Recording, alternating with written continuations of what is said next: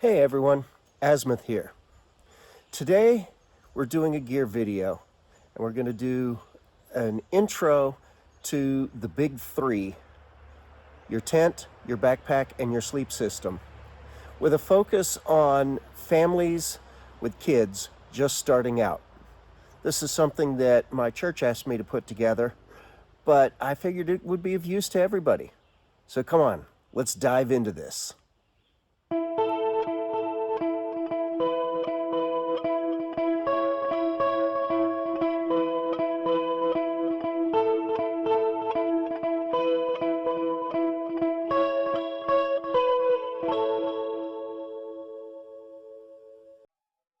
Let's start with your backpack. Most backpacks are measured in liters of volume that they hold, so the larger the number, the bigger the pack. Frequently, people buy their pack last to make sure that it's going to hold all their gear. For adults, there are some really solid options for under $100. You can look on Amazon for packs like Teton Sports 65 and 75 liter packs. I've heard good reviews on this particular budget pack. If money is no object, I personally like the Hyperlight Mountain Gear. My go-to pack is the Windrider 70 liter.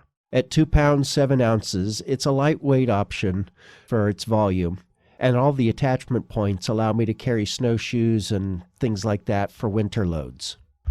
With a 60-pound load capacity, it does the job, but at $425, it's far from a budget option. For kids, it's all about fit and simplicity. I really like the Nevo Rhino 50 liter as a beginner overnight pack for older kids. I used this one with my 12-year-old granddaughter, and it worked great. Unfortunately, it's not currently available on Amazon, but there are some similar packs out there for around $100. While Walmart has some options, they're not the greatest, and many do not have hip belts. But even a basic school backpack with a hip belt works great for younger children doing short trips. Just try and keep it light. The rule of thumb is that your pack should weigh no more than 20% of your body weight. This is not just for kids, but for everyone. Make sure that it has a sternum strap and a hip belt to help with weight distribution. Hip belt pockets are also great, and a great place to store snacks and things that you need to find easily and quickly, such as headlamps. Quick pro tip: let kids carry as much of their own gear as possible, but keep it light. Snacks, water, maybe their own sleeping bag. Just enough to build confidence without weighing them down. Then you can add more weight over time as they get used to it. Now let's talk about shelter. And I'll be honest, this is where I've got a personal bias, because I love hammock camping. Hammocks are lightweight, comfortable, and a great alternative to tents, especially if you're in an area with trees. You can find beginner setups with straps for under $40 and add a basic tarp and bug net for another $40 to $60. That's a full shelter system that's light, compact, and affordable. My personal go-to is the Warbonnet Outdoors Blackbird. With suspension, it runs almost $200, so it's not really a budget option, especially since that does not include a tarp. But it is cheaper than my luxury setup, the Amok Draumr.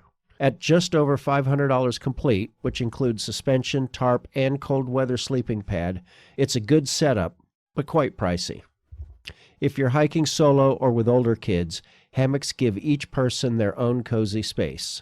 There are some great starter kits out there, but be careful. While it may seem like a deal, some of these kits lack components, and when you buy everything a la carte, they end up being more expensive. At a minimum, you need a hammock and straps. A ridge line and bug net are very useful. You also need a tarp to keep the weather off of you. I personally have had good experience with the, I may mispronounce this, Firiner brand camping hammock on Amazon. It comes with everything you need for under $50. It's not perfect. The tarp is small, the ridge line is elastic rather than something stronger, and the tree straps are not the greatest, but it can all be made to work. Now, not every kid is going to love the idea of sleeping off the ground, and that's okay. For younger kids, it's probably best if they share a tent with a parent or a sibling using a small 2-person tent like the REI Trailmade 2 or a budget model from Amazon. Remember, backpacking tents are very minimalist, so if it says 2-person tent, It will be quite cozy with 2 people, and there will be no room for gear. A good one will have a vestibule outside the tent but inside the rainfly that you can store your gear. I can't make any specific recommendations on these since I've not personally used one. I just can't sleep on the ground anymore. And don't forget the DIY tarp option. With a 10x10 sill nylon tarp, paracord, and trekking poles, you can create a lightweight, flexible shelter for under $50. Fun to build and fun for your kids to sleep under if the weather's nice. Last item is the sleep system, which is arguably the most important part of your kit for keeping morale high, especially with kids. Kids will have a hard enough time sleeping outdoors. It will be even harder if they are cold or uncomfortable, and no one has a good time if they get bad sleep. It's important to understand the physics of how a sleep system works. You can get a down-based system or one with synthetic insulation. The down options are lighter and compress better, but are more expensive. Additionally, they function poorly or not at all when wet. There are versions out there that use a chemical coating on the down so that they'll work when wet, but they're even more expensive. Synthetic insulation, on the other hand, will still provide some warmth when wet and is cheaper but generally heavier and bulkier for the same temperature rating. You should also remember that you should look for a temperature rating of at least 10 degrees lower than the predicted weather. Additionally, look carefully when you're looking at temperature ratings on a bag. A survival temperature is the expected outside temperature that the bag will keep you alive. If that sounds like an uncomfortable night, you're right. You'll want a comfort rating of 10 degrees colder than the expected temperature if you want to have a nice warm night. Now, as a hammock camper, I don't use a sleeping bag. I use a top quilt. It's kind of like a half sleeping bag that only covers you above and not below. They weigh less, and they cost less. However, it's rare to find them as budget items. They are almost always down, and as such, more expensive. But they are especially useful for hammock sleepers since it's a huge pain to get in and out of a sleeping bag in a hammock. My personal preference is the Outdoor Vitals Stormloft Down Top Quilt. Starting at $240, they're certainly not a budget option, but they're actually a really good value for an ultralight down top quilt. If you're using a hammock and a top quilt or a down sleeping bag, you'll also need an underquilt. They attach outside the hammock and will be needed to keep your back warm. If you go with a sleeping bag, check out the REI Trailmade Sleepingbag or the Teton Sports line. Warm, durable, and easy on the wallet. For kids, there are youth-sized versions that help cut the weight and bulk. Remember, with kids, the bigger the bag, the harder it will be for their body to keep the bag warm. But the smaller the bag, the sooner they will outgrow it. REI has a brand called Kindercone that says it adjusts as your kid grows. I cannot confirm nor deny this personally. Sleeping bags can be tricky. Inflatable pads are usually more comfortable, but for younger kids, a closed-cell foam pad is bomb-proof and cheap. It's light, durable, and you don't have to worry about it popping. You will need a sleeping pad even if you're using a sleeping bag. When you lay in a sleeping bag, the insulation under you gets compressed and it loses its ability to insulate. So the sleeping pad provides more than just comfort. It provides insulation so that the ground does not leach your heat out. Older kids or adults looking for a little more comfort can try the Klymit Static V. It's often found for under $50, packs small, and gives you a great night's sleep. Pay attention to the R rating on a sleeping bag. That indicates how well it insulates.